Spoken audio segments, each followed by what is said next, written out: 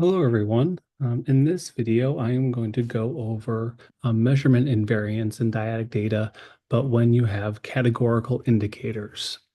So in the social and behavioral sciences, oftentimes we're going to use like 1 to 4, 1 to 5 Likert and Likert type scales, and then we just kind of put our hands over our ears and say la la la la la la, hoping that we are continuous enough. But oftentimes, again, our scales will really only have 2, 3, or 4 response options, and some simulation research has really suggested that a minimum of 5 categories is needed in order to really say that our Likert scales are continuous, and that is if there's like a normal distribution, and all of the response categories are utilized. And so oftentimes that's not necessarily going to be true with our data. And so we need to be familiar with, other methods that might be more accurate representations of our data in our analyses. And that's kind of where categorical data comes in. So what I'm going to be going over is how to estimate, categorical confirmatory factor analysis using dyadic data. This will not be an in-depth discussion on the different aspects of categorical data, but it will be based on this article that was published in 2004 by Millsap and Yuntin. They are the ones who kind of really allowed us to extend confirmatory factor analysis into that categorical space. So what we'll do is we're going to be using Mplus, and so this is the title. We have our data file. So if our syntax file or input file and our data file are in the same folder, I'll show you what that looks like here. We have our data2.dat, and then we have our configural invariance.inp in the same folder. Then you can just specify file is. And Mplus will automatically look in the folder. If they're in different folders, then you will need to specify the entire pathway. Right. So here are all the variables that are in our data set, and we are only going to use a subset of them. We're only going to be using 5 items from the common dyadic coping subscale of the dyadic coping inventory. All right, so that's what use variables command is. It tells Mplus to ignore everything else in here except for these 10 variables. And then we also need to specify that our variables are categorical. And so what this is going to do is this is going to actually change a bunch of the defaults within Mplus. And so it'll actually be important to know kind of what those defaults are, and I'll go over some of them here. But we are essentially saying these 10 items, 5 from males, 5 from females, they are not continuous. And so we're going to use diagonally weighted least squares, or WLSMV, as our estimator. You don't need to type this in. If you just remove that from the command, remove that syntax, then Mplus still knows to use WLSMV because we specified them as categorical. And then there's a couple of different ways to estimate parameters within categorical factor analysis. There's theta operationals. You can use theta or you can use delta. Most often, I will use the theta operationalization, which will kind of assume that our factor means, our factor variances are going to be identical. All right. Again, an in-depth discussion of theta and delta parameterization is going to be kind of far beyond what we do here. But there are also going to be other ways to estimate, categorical analyses. So if you want to use maximum likelihood, for example, what you can do is you can use the known class option within Mplus, where you're doing like a multiple group analysis.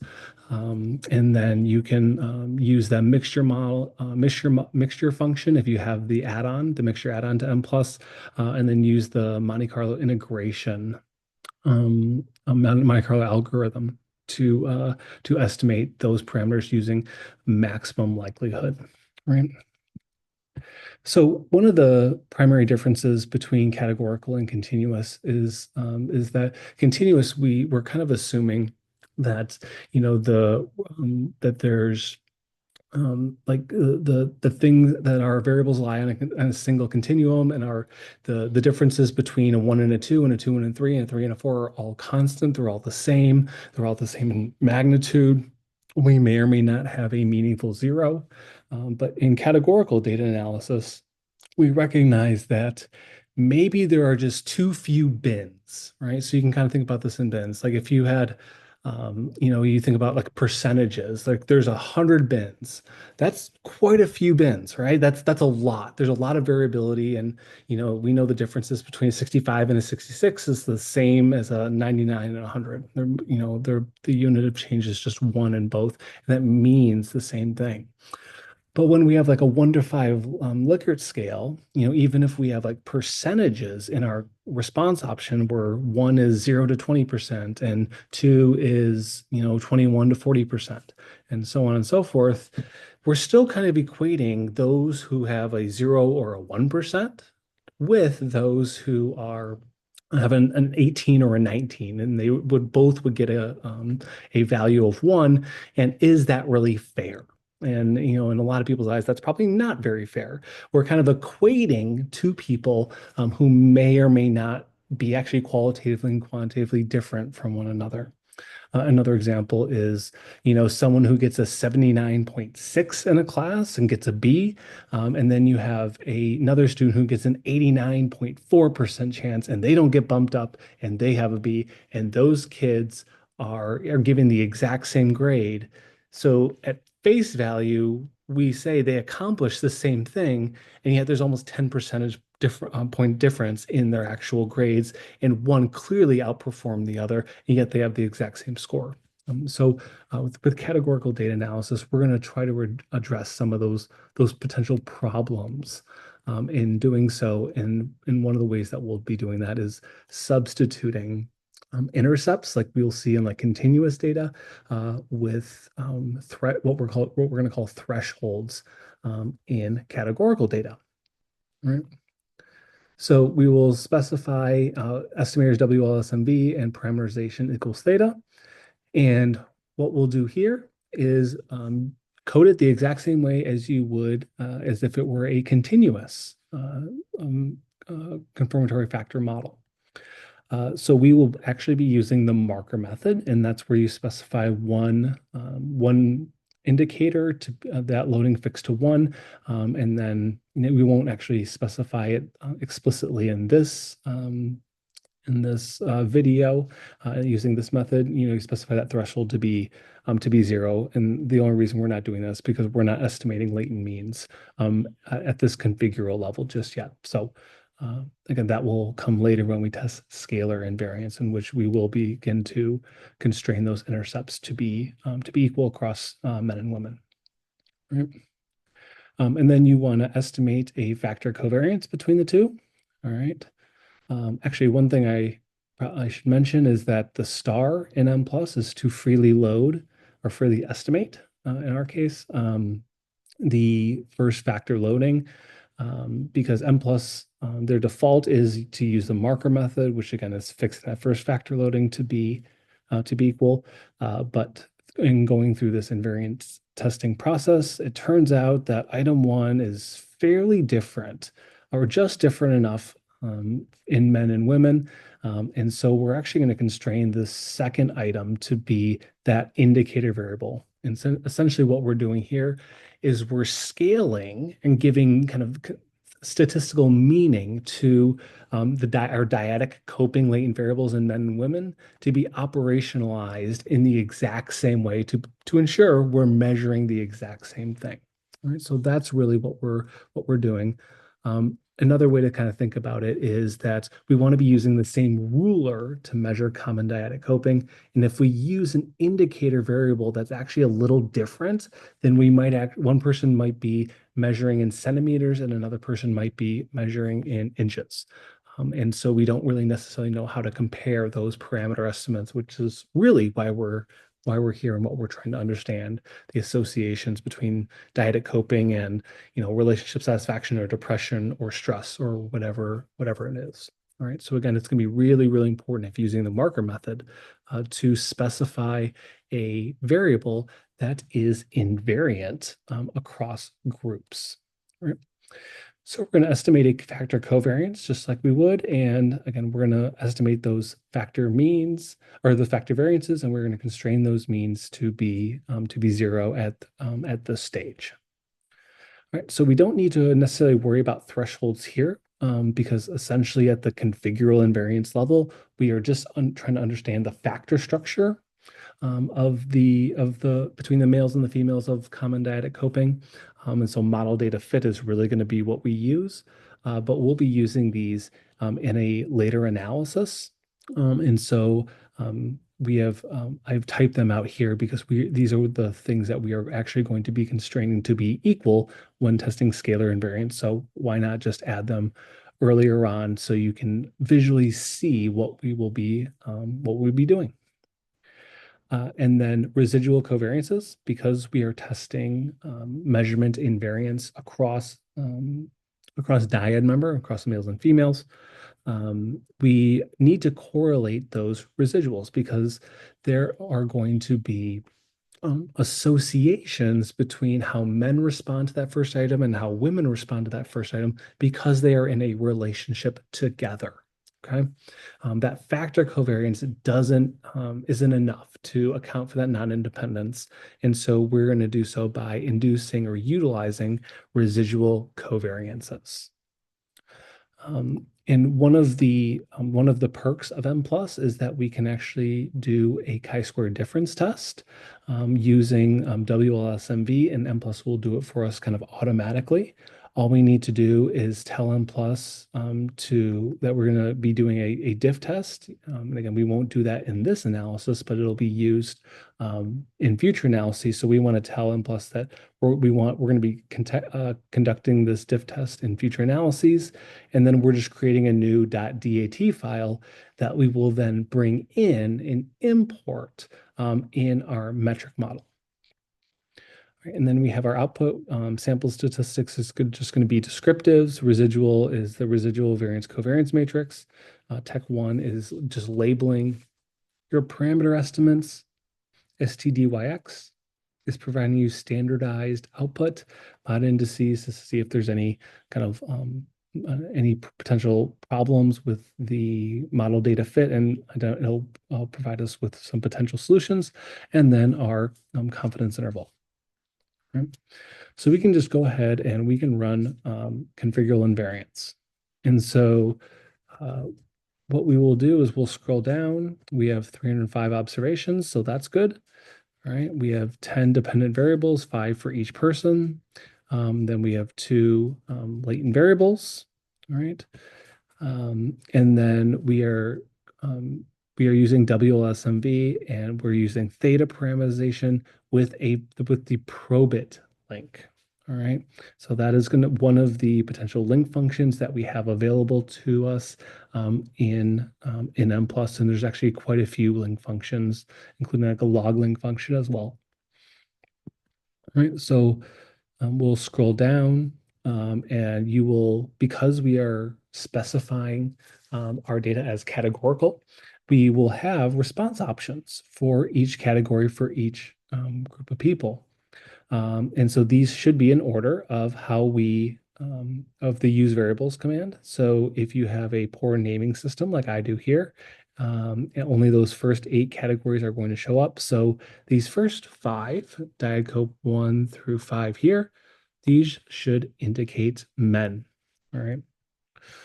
And so you probably noticed in the syntax that we're actually going to need to remove one of the thresholds because men did not respond. No men if any of the 305 in the sample actually provided a 5 on this item, on this fourth item, and you can kind of see that here, right?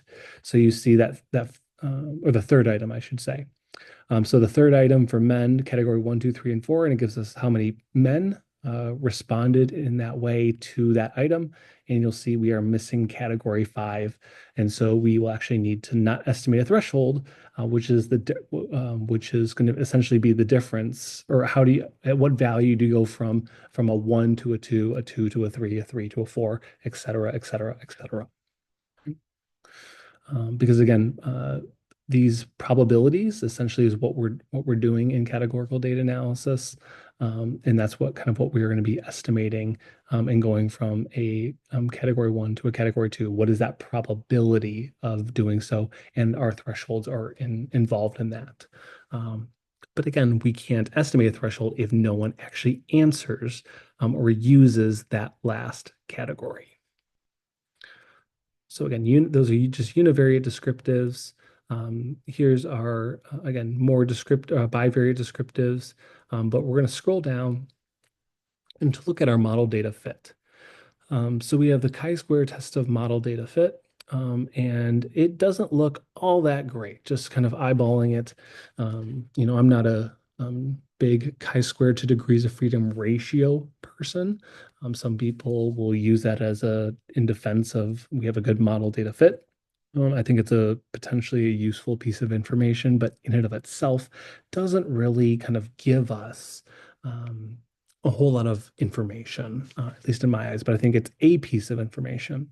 So that doesn't look great. It's around 4.5, or no, it's actually larger than that. It's over 5, 5.25 maybe, somewhere in there. Our RMSEA is actually looking pretty high.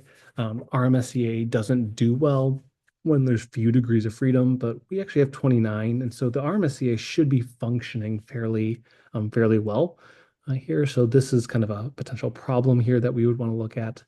Our CFI looks decent. Our TLI looks decent. So we're kind of getting a little bit of a competing story with, decent model data fit versus, really not good model data fit.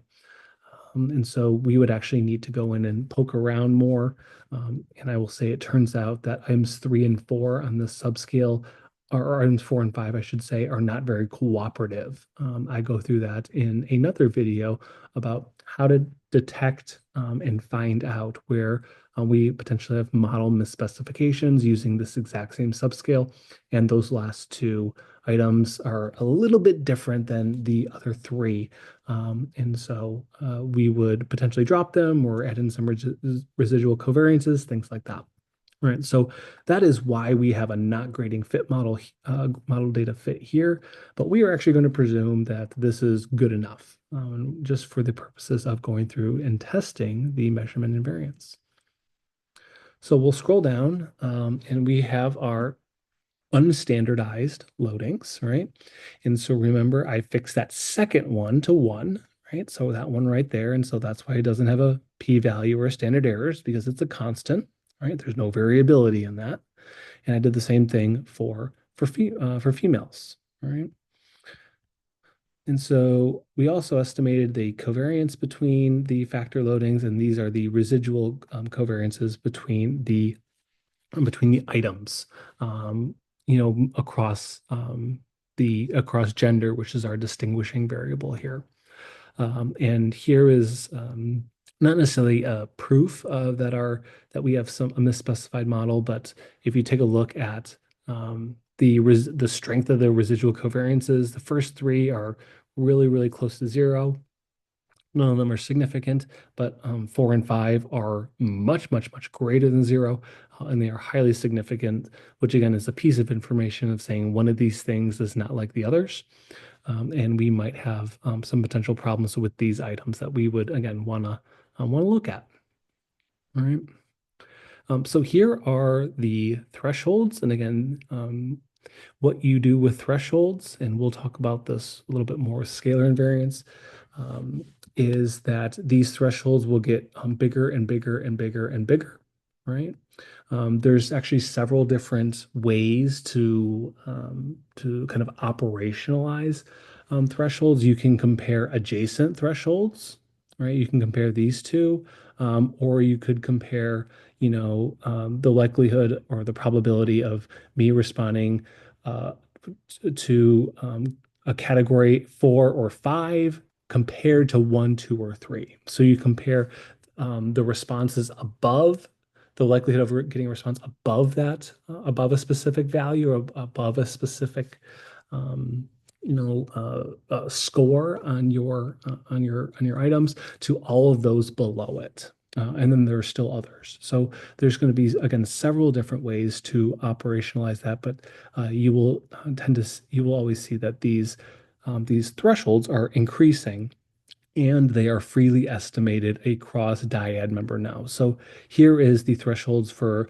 first item for men, and here is the the thresholds for the first item for women. All right. And so you will see that they are freely estimated. They are not exactly the same. So we can go down and we have our standardized results, which again puts things in a metric we may or may not be uh, more comfortable with. So that is the configural model, right? And if we really wanted to look at the residual matrix, we could scroll down. Um, And we can actually see some of the modification indices. And again, it turns out dyadic coping 4 and 5 need to be correlated with one another. And we can see that those two mod indices they're sticking out like sore thumbs, right? 39 and 51. Those are residual covariances that we would probably want to include in our model. Right? So we will actually move now to configural invariance, which again, we evaluate metric invariance by model data fit, and we have some potential problems and things would need to address. But in metric invariance, we address or retest, I should say, metric invariance by constraining those factor loadings to be equal across groups. In our case, across dyad members, and that distinguishing variable is gender. So we will scroll down, right? So everything above looks exactly the same. The first thing that changes is in our analysis, right? And that's going to be our diff test. So at the end of our syntax in the configural model, we had in the output command, we specified that we want this output. It's got a lot of that information that's going to be contained in this .dat file is going to be the derivatives that is involved in maximum likelihood estimation. And now we are going to bring that in using in the analysis command and say we want to compare this model, which is our metric model, to our configural model, right? So add in that diff test option, and you will see a section in your output that says difference test, and that's going to be your chi-square difference test and tells you whether or not these nested models are significantly different from one another. So here, just as you would in just regular old confirmatory factor analysis with continuous variables, we constrained all of those loadings to be equal across groups, and we are doing that through the use of labels. And so if parameters have the same label, so lambda1 and lambda1, that means they are going to be constrained to equality. Right? If you were doing this in a multiple group model, you would only need one parameter label, because if there is a parameter label, Mplus will automatically constrain that parameter to be equal in a multiple group model. If you do this, and if you have these labels and a multiple group model across like an age variable, a dichotomous age variable, for example, that's actually going to hold this first factor loading to be equal across groups and across gender and across age, which you probably don't want actually, right? You may, but it is unlikely. So be very careful around multiple group models and longitudinal measurement invariance, which is the method I am using here. So everything else is going to be exactly the same, right? So nothing else below here has changed in any way whatsoever. The only other thing that you'll want to be cognizant of is, again, tell Mplus that we want output for a diff test, and we're going to call it metric deriv, because there are derivatives, again, in that difference test file. Actually, I can show you what that looks like.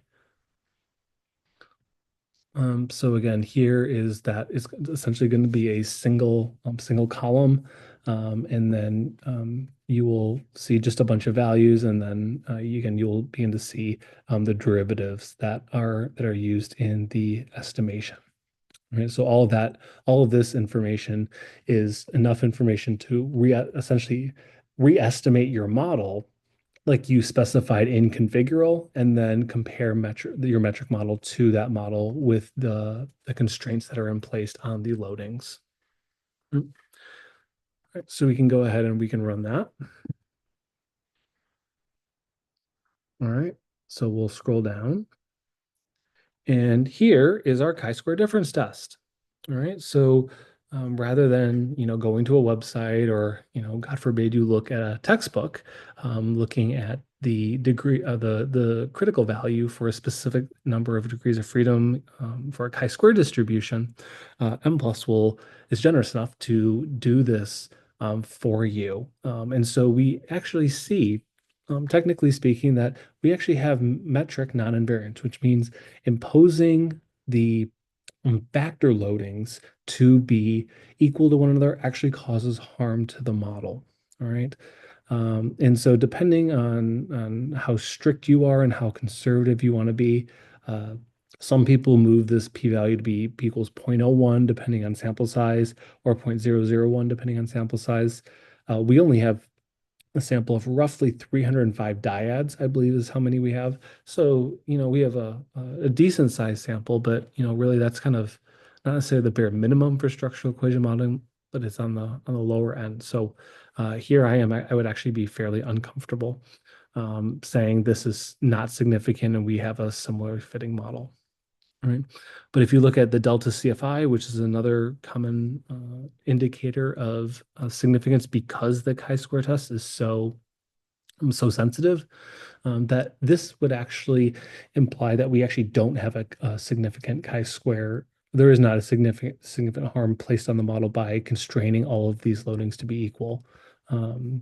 If I re-estimate the configural model, this point, 962 in the configural model, and here it's 966.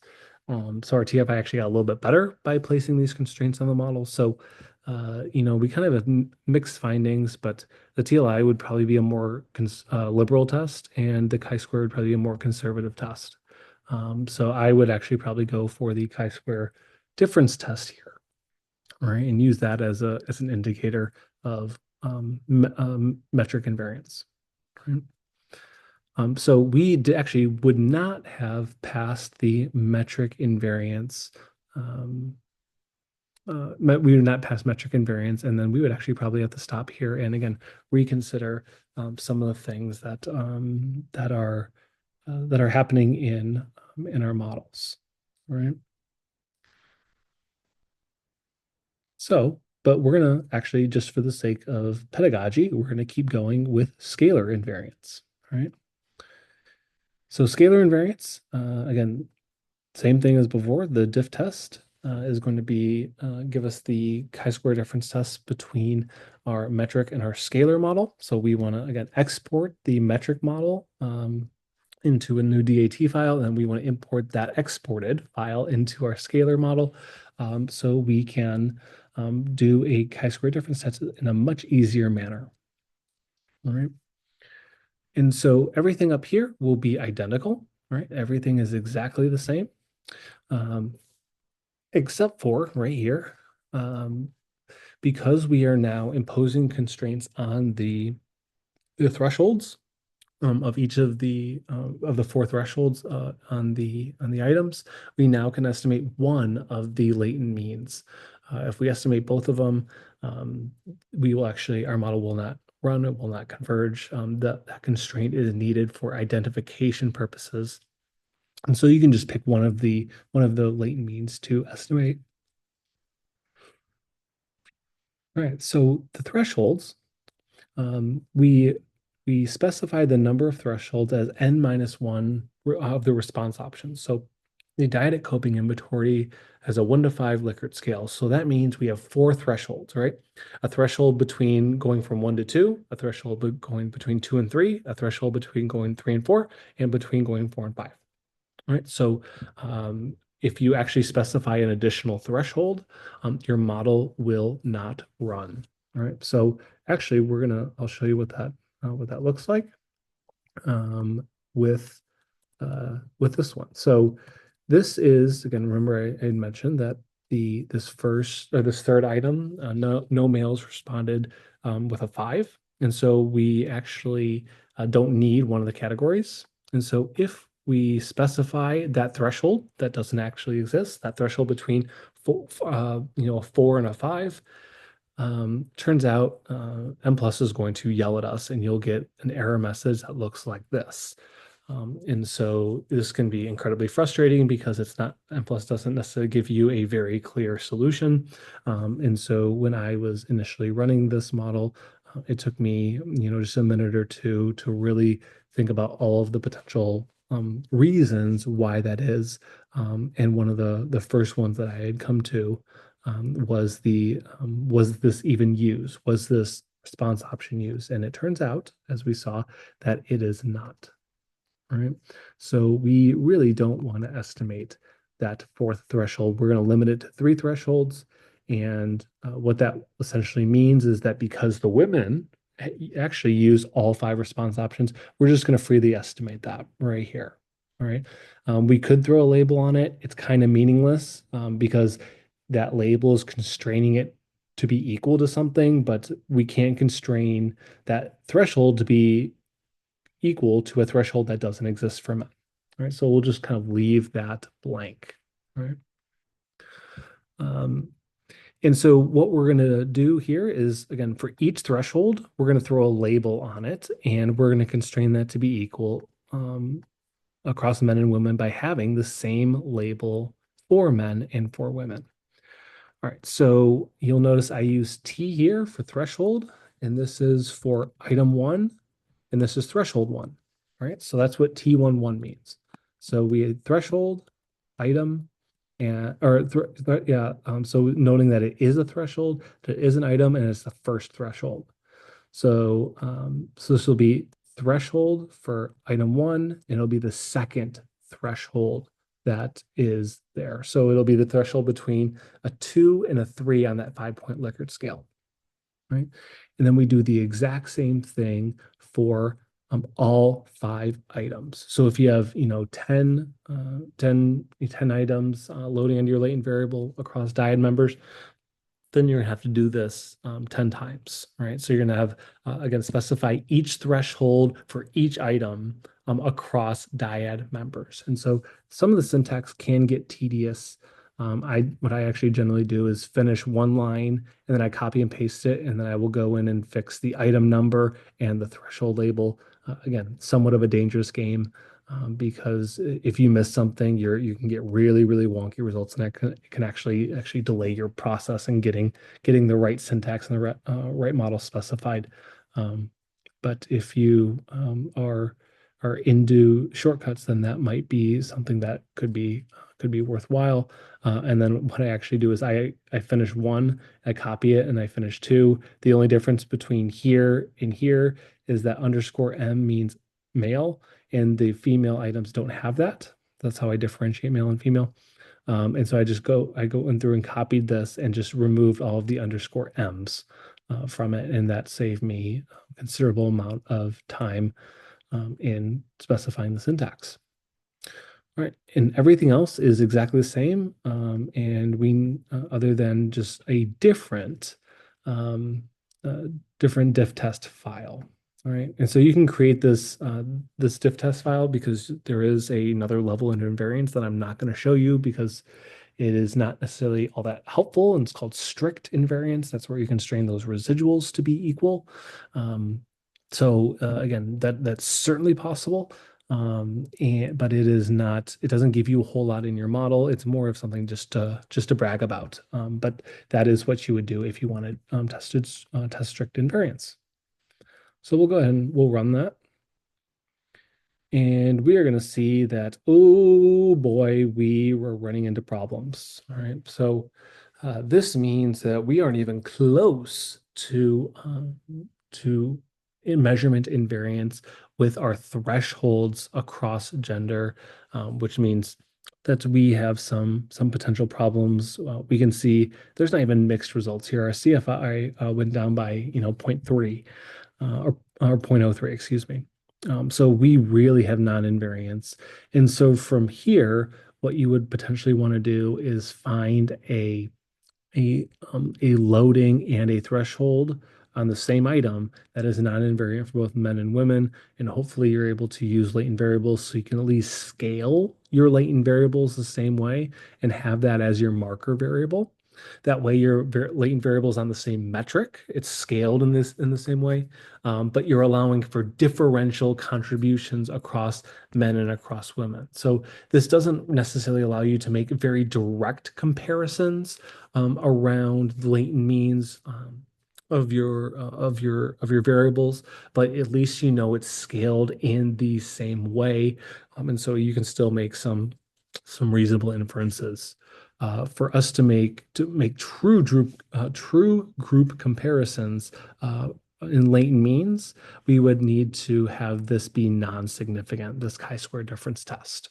All right. So again, some of this is going to be due to item 3 and item 4 or item 4 and item 5 causing a lot of problems, but also there could be some other issues at hand within the common dyadic coping subscale. So for testing, just like an actor-partner interdependence model with categorical data, you're probably going to be fine, because you don't necessarily need those thresholds there in the model. You really only need metric invariance, which we were pretty close on. And if we drop those item 4 and item 5, my presumption is that we will get metric invariance, and then we'll be fine.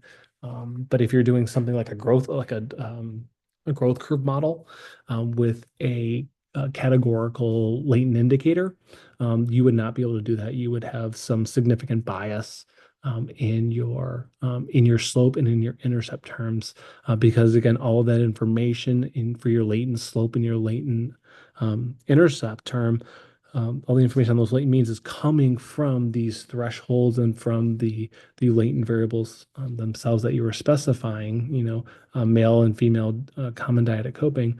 And so if you know you have non-invariance, then you are biased to some extent. It's to what extent it may not even be possible to quantify, but you know that you have some potential problems that you need to address. So again, this is a general introduction to how you run um, um, confirmatory factor analysis with categorical data using dyadic data that are theoretically distinguishable. Again, men and women was our distinguishing variable that we theoretically believe that might lead to potential differences. And lo and behold, we saw that. We saw that there's potential metric non-invariance, and there's for sure not scalar invariance, which means that again, men and women, they differ in those thresholds or the likelihoods or the probabilities of responding in a certain type of way, which means again, those total scores, those composite scores are going to be slightly different for men and for women. Hopefully this video on categorical measurement invariance and dyadic data has been helpful, and I appreciate you watching the video.